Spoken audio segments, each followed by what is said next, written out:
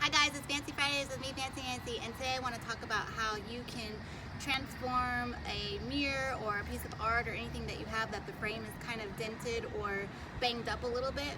And so today I have this beautiful mirror, but as you can see on some of the corners of the mirror, like here and here, the finish has kind of chipped off.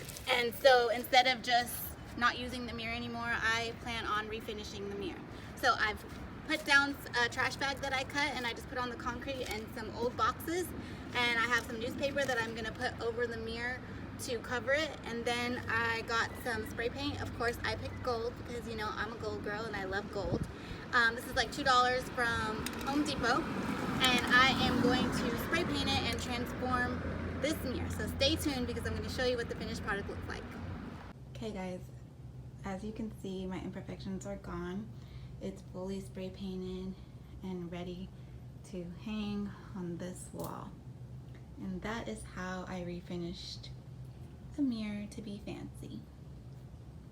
So excited. And that's Fancy Fridays for today. I hope everyone's living just fancier.